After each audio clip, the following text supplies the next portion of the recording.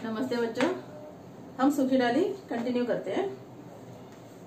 Last period में दादाजी ने सारे सदस्य को समझा दिया कि तुम बेला का आदर करो, और ज्यादातर खासकर दोनों को समझाया था। कौन दोनों?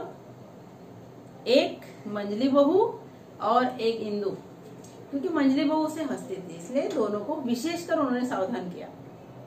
और एक बात उन्होंने क्या बताई कि पेड़ से डाल अलग होना, ये जो कल्पना है ये मुझे डरा देती है।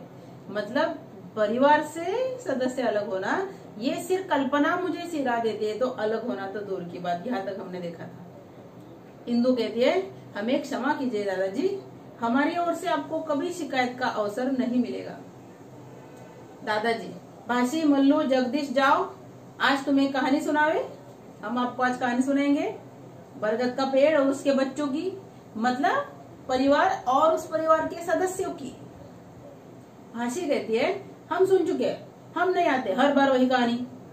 मल्लू कहता है, चांद राजा तारा राजा की सुनाओ तो आए, हर बार वही घिसी पिटी कहानी हम नहीं सुनेंगे। एक था बरगद का पेड़, उसके ऊपर बहुत सारे, उस पेड़ पर बच्चे, फिर वो हंसते खेलते रहते हैं। दादाजी बच्चों को समझाते हैं, यही कहानी, ये बरगद का पेड़ और उस पेड़ के बच्चे, मतलब उस पेड़ पर जो डालियां है वो, ये जो कहानी है ये हमारे कुटुंब का, समाज का, राष्ट्र का निर्माण करती है। एक साथ मिलजुल कर रहने से हमारा राष्ट्र प्रगति पथ पर रहेगा, और ये कहानी हमारे जीवन को सुदृढ़ बनाती है, मजबूत बनाती है, विशाल बनाती है और महान बनाती है। अब यहाँ अपना दूसरा दृश्य कंप्लीट हुआ, और मुझे लगता है लास्ट दृश्य है ये, तीसरा दृश्य जो हम आगे कंटिन्यू करते हैं। ओके, बेला, मैं किन लोगों में आ गई हूँ, ये कैसे लोग हैं, कुछ भी तो नहीं समझ सकी मैं। आज कुछ है, कुछ कल कुछ है, पल में तोला पल में माशा, ये प्रोवर्ब है। जब मनुष्य अपना नेचर बदलता रहता है, अपना व्यवहार बदलता रहता है, तभी ऐसा प्रोवर्ब यूज करते हैं। तो आप कोई निबंध में भी ये प्रोवर्ब यूज कर सकते हैं। अगर ऐसा कुछ हुआ है कि कुछ समय में वो कुछ कह रहा था और कुछ समय में कुछ कह रहा है, इनका कुछ भी तो पता नहीं चलता। अब बेला को ऐसा क्यों लगा पता चला आपको? क्योंकि दादाजी ने सारे लोगों को जो कहा है वो लोग वो कर रहे हैं, इसका मतलब उनके व्यवहार में बदल आ गया है। और वो बदल देखकर बेला ऐसे लगती है कि ये लोगों को मैं समझ ही नहीं पाती हूँ।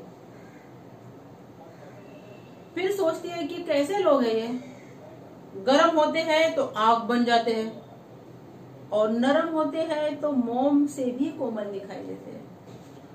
पहले आग थे, अब क्या है, कोमल हो गए। आज जिस बात को बुरा कहते हैं, कल उसी की प्रशंसा करते हैं। कल मुझे बुरा कह रहे थे, आज मेरी ही प्रशंसा कर रहे हैं। मैं तो तंग आ गई इन लोगों से। छोटी भाभी मतलब बेला की सास, अब उसको पता चला कि हमें बेला के जैसा थोड़ा व्यवहार करना चाहिए।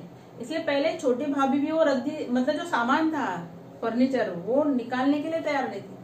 लेकिन दादाजी ने समझाने के बाद वो देखो क्या कहती है, इस रद्दी सामान से बैठक नहीं, कबाड़ी का गोदाम दिखाई देता है। मतलब बैठक कैसा साफ सुथरा होना चाहिए, जहां पर टूटी फूटी वस्तु नहीं होनी चाहिए। ऐसा लगता है कि गोदाम है, जैसे स्टोरेज रूम होती है ना, वो लगती है। सोचती थी यह सामान इतने दिनों से इस कमरे में पड़ा है। अब पहले क्या सोचा देखो, कि सामान कुछ ऐसा बुरा भी नहीं है, और इस पर इतनी देर से सब बैठते आ रहे हैं, कहीं दादाजी बुरा ना माने। पर अच्छा किया तुमने, ठीक है कोई बात नहीं, जो तुमने यह सामान उठा दिया। मैंने परे से कह दिया है क्या, कि तुम उसको मार्केट ले जाओ और उनके रुचि का सारा सामान खरीद लाओ। और ये जो है ना सामान, ये हमें रजवा से कहकर सुरेश के कमरे में भिजवा दूंगी। कई बार निगोड़ी इन्हीं कुर्सियों के लिए वह मुझसे रूठ चुका है। निगोड़ी मतलब किसी का हाथ नहीं, किसी का पैर नहीं, कोई टूटी हुई है, बेला, आप बैठिए माँ जी। कौन माँ जी? सास, छोटी भाभी। अरे नहीं नहीं बेटी, बस तुम बैठो बेटी, मैं तो यो ही तुम्हें इधर बैठे देखकर चली आई। अनाज पड़ा है उसे फटकारना है, मतलब उसे साफ करना है। मिर्चें पड़ी है उन्हें कूटना है। अभी कैसे रेडीमेड मिलता है सब, पहले सब घर में बनाते थे। पहले रेडीमेड नहीं मिलता था ऐसा नहीं था, लेकिन पुराने लोगों को सब वस्तु घर में बनाने की आदत थी। अभी हमारे घर में हमारी मदर इन लॉ मिर्ची मसाला हल्दी सब घर में कूटती है, सब घर में पीसती थी। लेकिन हमें ऐसा लगता है क्यों इतना तकलीफ झेलने का, मिलता है ना बाहर। लेकिन पहले लोगों को ये नहीं चलता। मक्खन कई दिनों का इकट्ठा हो गया है, उसका घी बनाना है। आपके घर में भी आपकी मम्मी बनाती होगी। 20 दूसरे काम है, और भी कुछ काम है। मैं नहीं बैठती बेटा, और दिन ढल रहा है। मैं सोचती थी तुमने मेरी बात को बुरा ना माना हो। वास्तव में बेटी, मैंने रजवा के लिए तुमको कुछ कहा था ना, तो मुझे ऐसा लगा कि तुमको बुरा लगा होगा। लेकिन बात क्या है ना बेटी, कि जो रजवा है ना, मेरे पास आकर फूट फूट कर रो पड़ी। वैसे नौकरानी समझदार है, विश्वसनीय है, ये इम्पोर्टेंट होता है। देखो बात, और आज्ञाकारी है। आजकल के रजवा नौकरानी आज्ञाकारी विश्वसनीय नहीं होते। आज्ञाकारी तो बिल्कुल नहीं होते। हम उनको जो बोले वो करने के लिए तैयार नहीं होते वो। इसीलिए जिनके घर पे पुराने नौकर है ना, वो उनको छोड़ते नहीं है, क्योंकि वो विश्वसनीय होते। लेकिन अभी नए नौकर जो है, पता नहीं कहाँ से आए हैं, पता नहीं कुछ दिन तक काम करेंगे, सब कुछ देख लेंगे और हाथ साफ कर लेंगे। इसके लिए पुराने नौकर पर हम विश्वास करते हैं। वैसी रजवा है, किंतु जो काम उसने कभी किया ही ना हो। ये घर की बनावट सजावट यहाँ थी ही नहीं बेटा। जो काम उसने किया नहीं वो उसको कैसे आएगा, वो किस प्रकार उसे हो सकता है। बेला, वो उठने लगती है और बाजी को कहती है आप बैठिए, तो उसके कंधों पर हाथ रखते उसके बिठा देती है और कहती है बैठो बेटी बैठो, कष्ट न करो, मैं तुम्हारा अधिक समय नष्ट न करूंगी। क्योंकि दादाजी ने बताया कि उनका समय व्यर्थ नहीं करना है। याद आया तुरंत, इसलिए उन्होंने बहू से कहा कि मैं तुम्हारा समय नष्ट न करूंगी, मैं तो केवल तुमसे उसकी सिफारिश करने आई थी। भावुक स्त्री है, बहुत ही इमोशनल है, जल्दी ही बात का बुरा मान जाती है। कौन? रजवा। तुम यो करना, समझा रही बहू को, जो ही नया फर्नीचर आ जाए, मैं आपको जो भी सजावट बनावट करनी है उसे समझा देना, वो बराबर करेगी। अपने सामने लगवा देना और रजवा को एक बार झाड़ना बुहारना सिखा देना कि कैसे साफ करना है, फिर वह गलती नहीं करेगी। अगर फिर भी उससे नहीं हुआ तो मुझे बता देना, मैं उसे समझा दूंगी। किसे? रजवा से। नहीं नहीं, आप क्यों तकलीफ कर रहे हो, आप डैश डैश डैश। सास, तुम पढ़ी लिखी समझदार हो बेटी, इसलिए तुमसे इतना कह दिया है कि यो तुम न चाहो तो कोई दूसरा प्रबंध हो जाएगा। मतलब अगर तुम्हें रजवा नहीं चाहिए तो हम दूसरे नौकर का बंदोबस्त कर देंगे। तुम इस बात की तनिक भी चिंता न करो, जरा भी चिंता न करो, जरा भी फिक्र न करो। चलने को उद्यत होती है, मतलब चलने के लिए जाती है। बेला कहती है आप बैठिए तो सही। अरे नहीं नहीं, तुम अपना पढ़ो ना बेटा, मैं वृद्धा तुम्हारा समय नष्ट न करूंगी, मतलब मैं तुम्हारा बेकार समय नहीं व्यर्थ करूंगी। वृद्धा मतलब बेकार। चली जाती है। कौन? छोटी बहू, बेला की सास। बेला सोच में पड़ गई, अचानक से व्यवहार चेंज हो गया। इन लोगों का कुछ भी तो समझ नहीं पाती मैं, ये माँ जी एकदम कैसे बदल गई। अभी 2 दिन पहले मुझे इसी रजवा के लिए डांट रही थी और आज प्यार से समझा रही है। इनका मुझे कुछ भी नहीं पता चलता। मंजली भाभी आई अभी। क्यों बेटी, अब रजवा कुछ काम सीख गई या नहीं? गुड़िया है तो सयानी, सीख जाएगी। मंजली भाभी अभी बड़ी बहू। आपने इंदु से ठीक कहा था, हमें वास्तव में काम की परख नहीं है। पहले कहा था देखो, काम की परख होनी चाहिए। तो बड़ी बहू क्या कह रही है कि तुमने पहले जो कहा था ना इंदु से, वो ठीक कहा था कि हमें काम की परख नहीं है। बेला, आइए इधर बैठिए, चारपाई सरका लीजिए, बैठिए। लेकिन वो वैसे के वैसे खड़े। अब मंजरी भाभी क्या कहती, देखो, मैंने एक अनुभवी नौकरानी खोज लाने के लिए कह दिया है, जो नए फैशन के बड़े बड़े घरों में काम कर चुकी है। मतलब तुम्हें जो चाहिए कि ये वॉल पीस है, या ये फ्लावर पॉट है, या ये झूमर है, झाड़ फानुस है, ये सब कुछ साफ करना है, क्योंकि ये नए फैशन की चीजें जो हमारे घर में नहीं।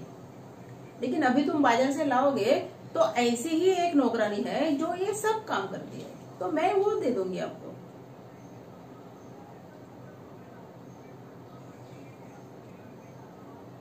वास्तव में बहू, दादाजी पुराने नौकरों के हक में है। पता है क्यों? मैंने अभी अभी आपको 3 पॉइंट कहे, 3 एडजेक्टिव कहे। नंबर 1 समझदार, 2 विश्वसनीय, और 3 क्या था? आज्ञाकारी। और इसलिए दादाजी चाहते हैं कि जो पुराने नौकर है वो दयानतदार होते हैं, वो विश्वसनीय होते हैं, इसके लिए वो उनके साइड पे है। हमारे पास पीढ़ी दर पीढ़ी काम करते आ रहे हैं, मतलब इनका जो फर्स्ट सेकंड जनरेशन है वो यहाँ काम करता था। इस रजवा की सास भी यही काम करती थी, और अब रजवा की बहू भी काम करती है, मतलब 3 जनरेशन। मतलब ये लोग बहुत पुराने हैं और बहुत विश्वसनीय हैं। बड़ी बहू, मैं कहती हूँ बहन जी, आप रजवा की बहू को ही अपने पास क्यों नहीं रख लेती? क्यों? क्योंकि रजवा की बहू जो है वो ये जमाने की है, उसको ये सब कुछ साफ सफाई करने की आदत होगी। उसकी उम्र भी कम है और काम भी जल्दी सीख जाएगी। जो बुजुर्ग लोग होते हैं ना, उनको सीखने के लिए थोड़ा टाइम लगता है, और जो यंग बच्चे होते हैं उनकी बुद्धि तेज होती है, इसके लिए वो बच्चे यूं सीख जाते हैं। जैसे अब देखो ना, मुझे 4 व्हीलर सीखना था और मेरी बेटी साथ में, 20-20 दिन का वो कोर्स था बाहर ड्राइविंग सीखने का। तो जो बच्ची है मेरी, उसका 20 दिन में से भी 15 दिन में वो सीख गई। मेरे 20 दिन हो गए, उसके 5 दिन मैंने लिए। मैंने प्राइवेट ड्राइवर रखा 2 महीने, लेकिन मैं नहीं सीख पाई। एक डर बैठ गया, इसलिए मैंने छोड़ ही दिया। लेकिन बेटी 10-15 दिन में ड्राइविंग, ऐसे फ्लुएंट ड्राइविंग, उसको स्वर्ग में ले जाओ तो बिल्कुल सही सलामत हो वापस आ जाए। ये क्या होता है? एज डिफरेंस, बुद्धि तेज होती है। तो ये वहां वही कहना चाहती है। बेला, नहीं नहीं नहीं, नए नौकर की आवश्यकता नहीं, रजवा काम सीख जाएगी। अब उसको भी पता चला कि जो घर के लोग कह रहे हैं वो बात सच है, इसलिए वो क्या कहेगी, नहीं कोई बात नहीं, कोई जरूरत नहीं नए नौकर की, रजवा सब सीख जाएगी। पर आप खड़ी क्यों हो, बैठो ना। मंजली भाभी कहते, अरे नहीं नहीं, हम तुम्हारा हर्ज न करेंगे, मतलब हम तुम्हारा समय बर्बाद नहीं करेंगे। बेला, मेरा कुछ हर्ज नहीं होता, चिढ़ जाती है, बैठो बैठो तो खड़े के खड़े हैं। माँ जी कहती है तुम्हारा समय व्यर्थ नहीं करना है, बड़ी बहू कहती है तुम्हारा समय व्यर्थ नहीं करना है। बड़ी बहू, हम आपसे छोटी है, देखो हम आपसे छोटी है, वर्ग में भी और बुद्धि में भी। पढ़े लिखे भी कम है और बुद्धि भी कम है, इसलिए हम आपसे छोटे हैं। अब बेला को थोड़ा दुख हुआ, बुरा लगा। अब आप मुझे क्यों कांटों में घसीटती है? क्या तात्पर्य है इस लाइन का? क्या कांटे डाले और कांटे पे घसीट रहे हैं? नहीं, अंडरलाइन करो और लिखो, कांटों में घसीटने का तात्पर्य मानसिक पीड़ा पहुंचाना। क्यों मुझे मेंटली टॉर्चर करते हो आप मेरे साथ क्यों परायों का सा व्यवहार करते हैं? अब देखो ना, बेला का भी पहले ऐसा करते थे तो कहती थी परायों जैसा, अभी ऐसा करते हैं तब भी कहते परायो जैसा। फिर अपना व्यवहार का डेफिनेशन क्या है वो शायद बेला को ही पता। झट से उठकर खड़ी हो जाती है। फिर बड़ी बहू क्या कहती है, बैठिए बैठिए मंजली भाभी आप भी बैठिए। बेला कहती है मैं तो चलती हूँ, क्योंकि उसको अभी रोने जैसा हो रहा है, हो सकता है आंखों से आंसू भी आ जाए। मंजली भाभी जैसे अपने आप से परायों का सा। इंदु कहती है सच। मंजली बहू और क्या मैं झूठ बोल कह रही हूँ, अपनी इन दो आंखों से देखा है। अब इसके बाद के जो 2 पेज है ना, वो मतलब इतने इंपॉर्टेंट नहीं है, उस पर कोई अवतरण नहीं, कोई क्वेश्चन नहीं आता है। इसमें क्या बताए कि वो एक कैरेक्टर है, देखो पड़ोसन पारो, मतलब स्त्रियों को कैसे पंचायत होती है वो बताए हैं। अगर किसी के घर में कुछ होता है तो तुरंत हाँ देखो ना उसके घर में कैसा हुआ, उसने ऐसा किया, उसने वैसा किया। फिर कोई तीसरा आएगा उसको भी बताएंगे, चौथा आएंगे उसको भी बताएंगे। इतनी सारी पंचायत होती है। लेकिन ऐसा नहीं कि अपने को पता चला तो हम रुक गए, ऐसा ही कुछ बात है। देखो क्या है, इंपॉर्टेंट है नहीं लेकिन मैं रीड करती हूँ। क्या हुआ देखो, मैंने अपनी 2 आंखों से देखा है। मलावी एक स्त्री है, लेडी है। मलावी ने सारी की सारी छत फावड़े से खोद डाली, मतलब कुछ रिपेयर किया था, रेनोवेशन किया था मिट्टी डाल के, क्योंकि मिट्टी का घर है उनका। तो उसने क्या किया कि वो फावड़ा मतलब एक हथियार है, उसे खोद डाली। और बंसीलाल महाशय मुंह देखते रह गए। वो उनका देवर है और उनकी भाभी है, मतलब बंसीलाल देवर और मलावी भाभी। सब ठाका मारकर हंस पड़ते, मतलब जोर से हंसते। फिर बड़ी बहू आती उतने में से, पंचायत, भाई मुझे भी बताना क्या किया मलावी ने सच।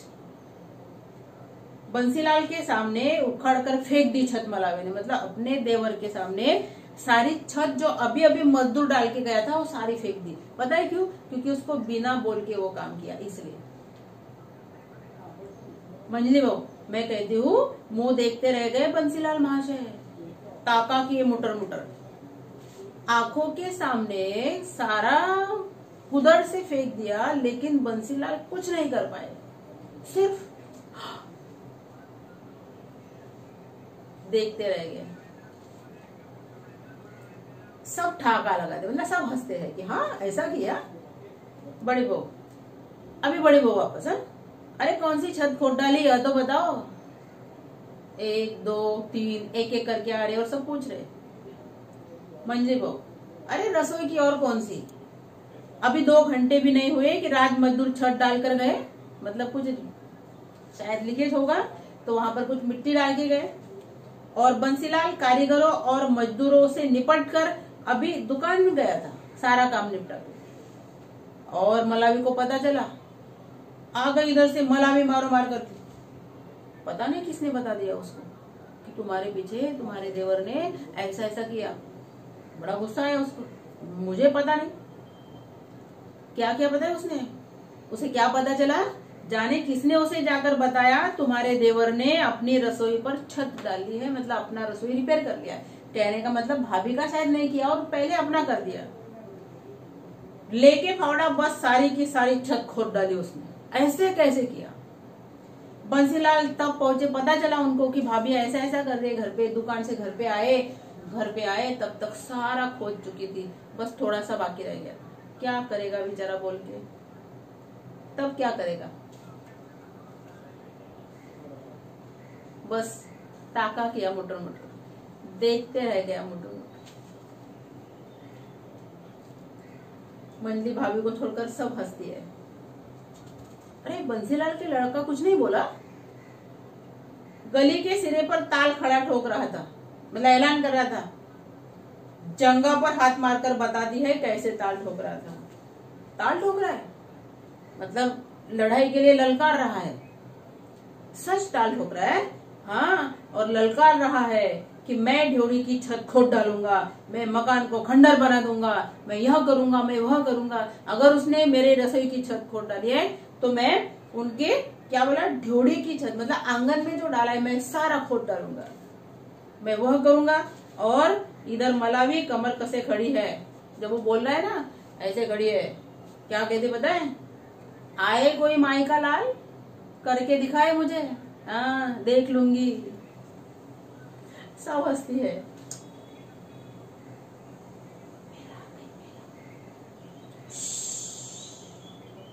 भाभी आ रही है, आवाज ना करे।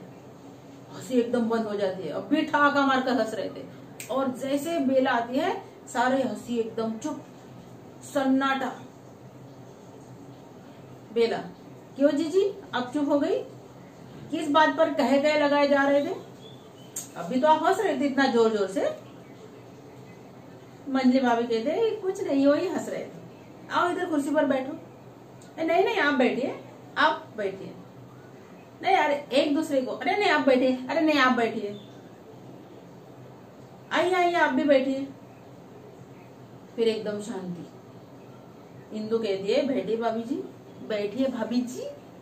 पहले कभी भाभी जी नहीं बोला। आप चली क्यों? बेला कहती है मैं तो इधर ही जा रही थी, यूं बातें देखकर खड़ी हो गई, नहीं तो मुझे तो जाना है। मैं आपको हंसी में बाधा नहीं डालना चाहती थी, आप हंसिए, कह लगाए, मैं जाती हूँ। मंजली बहू, मैं कहती थी ना इधर नहीं आओ, क्योंकि भाभी कभी भी आ सकती है। मेरी मुई आदत हुई हंसने की।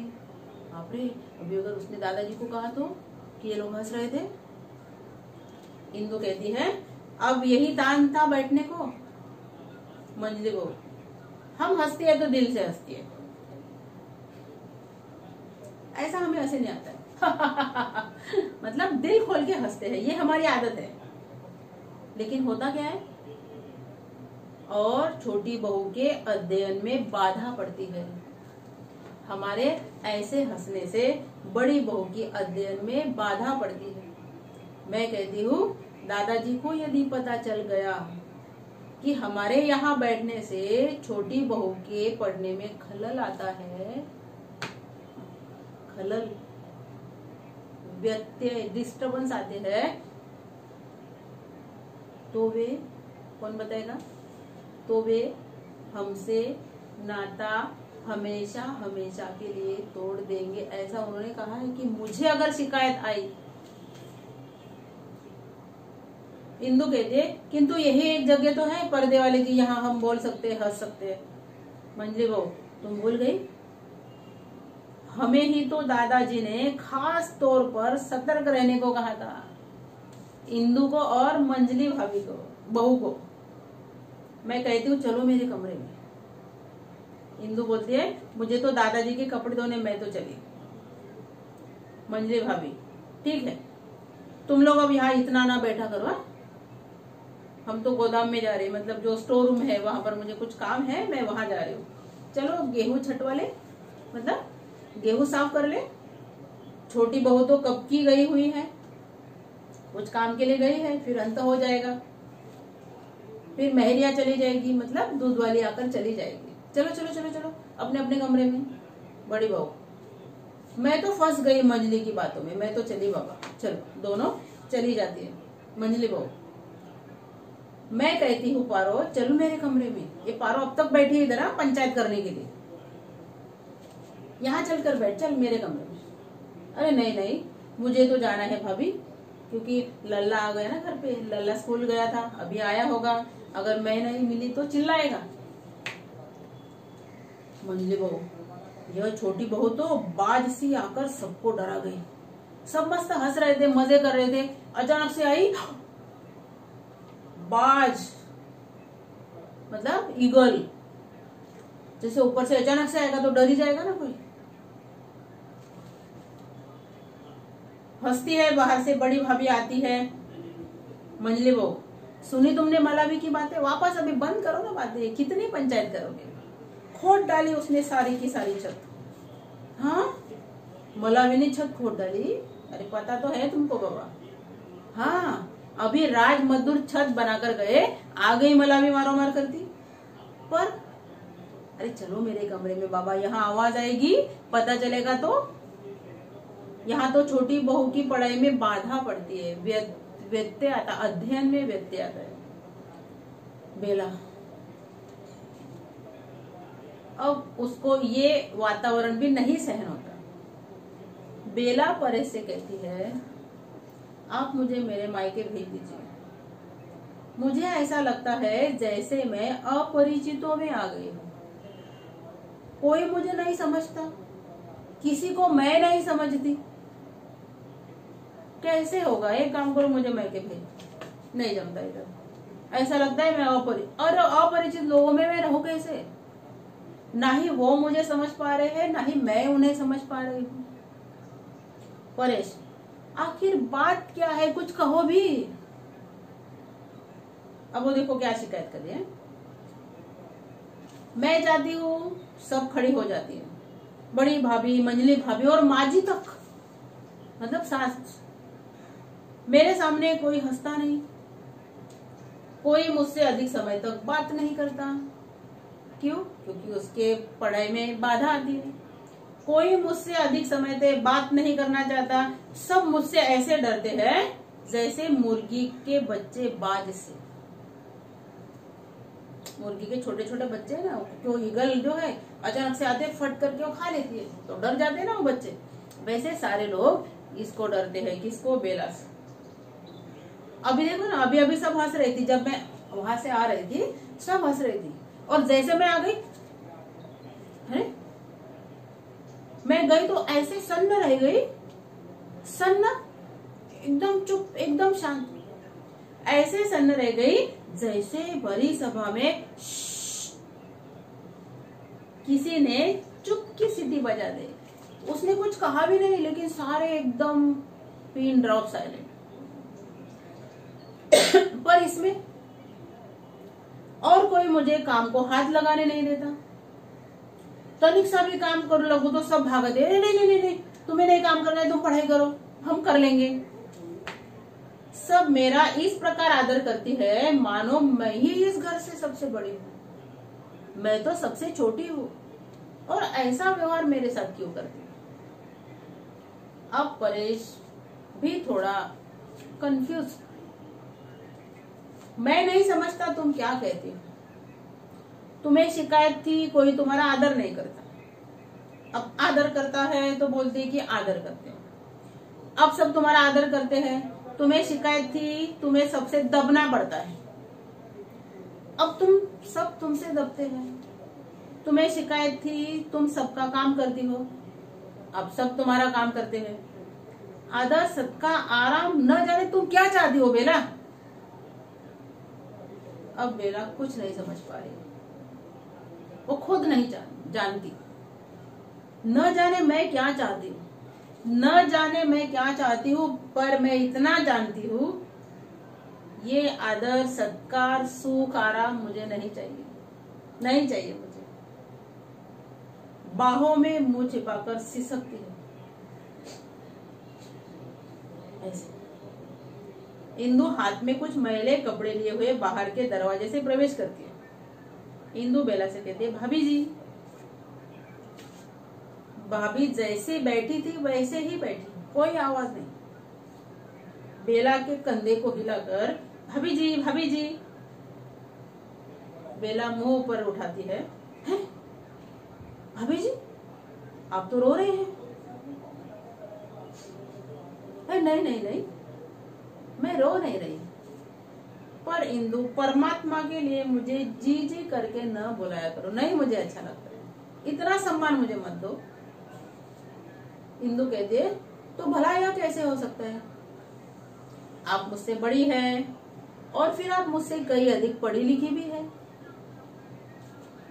बेला के सामने क्वेश्चन मार्क है कि पहले तो तू यो मुझे जी जी करके नहीं बुलाया करती थी, पहले तो बेला ही कहती थी।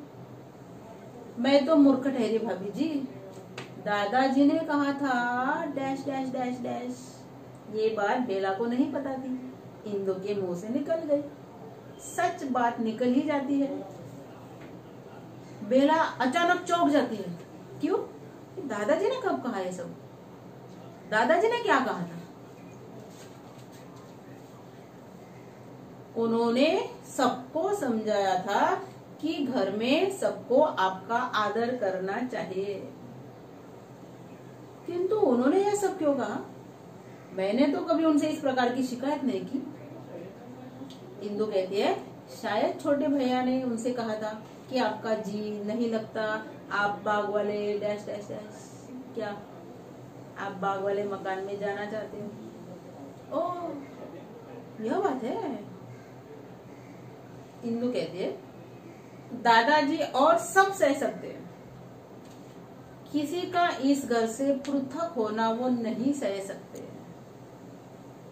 हम सब एक महान पेड़ की डालियां है, और 10 बार कह चुके हम कि डाल अगर पेड़ से टूट जाती है तो वो मुरझा जाती है, वो सूख जाती है। हम सब महान पेड़ की डालियां है, और वे पता है क्या कहते हैं, वे कहा करते हैं और इससे पहले कि कोई डाली टूटकर अलग हो, मैं इस घर से अलग हो जाऊंगा। मेरे आंखों के सामने ऐसा कभी नहीं होता। कैसा कि इस भरे पूरे परिवार से घर का कोई सदस्य अलग हो गया। और उन्होंने हम सबको समझाया कि हम आपका आदर करें और काम करें, वो आपको पढ़ने लिखने का समय दे। बेला कहती है पर मैं आदर नहीं चाहती, और मैं तुम सबके साथ मिलकर काम करना चाहती हूँ। यह कैसे हो सकता है भाभी जी? आप लोगों ने मुझे कितना गलत समझा और मैंने आप लोगों को कितना गलत, इसलिए मैंने उद्देश्य में देखो दिया है, आपसी समझदारी होनी चाहिए। ये मिसअंडरस्टैंडिंग जो होता है किसी के बारे में, अगर हम जो गलत सोचते हैं बहुत भारी नुकसान होता है। इसलिए मैंने उद्देश्य में बोला था आपसी समझदारी से हम बड़े से बड़े समस्याओं का समाधान कर सकते हैं। अब बेला को पता चला कि मैंने आपको कितना गलत समझा और आपने मुझे कितना गलत समझा। इंदु अब कैसी बातें करती है, लाइए कपड़े लाइए, मैं दादाजी के कपड़े धोने जा रही हूँ, साथ ही आपके भी फटक लाओ। बेला चुप रहती है। वापस इंदु कहती है भाभी जी, जैसे मन ही मन उसने किसी बात का निश्चय कर लिया, मैं भी तुम्हारे साथ जाऊंगी, मैं भी तुम्हारे साथ कपड़े धोऊंगी। छोटे बच्चे कैसे करते हैं? इंदु कहती है दादाजी नाराज होंगे। बेला कहती है मैं दादाजी से कह दूंगी।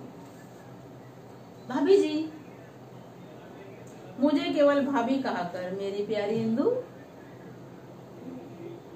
प्यार से भरे हुए गले के साथ भाभी। बेला कहती है चल कपड़े धोए, धूप निकली जा रही है। पर कपड़े है ही नहीं। अरे मेरे कपड़े आज रजवा ने धो दिए थे, शलवार कमीज ही तो थी। चल मैं तेरी सहायता करूं, मेरे तो रजवा ने धो दिए। दोनों चली जाती है।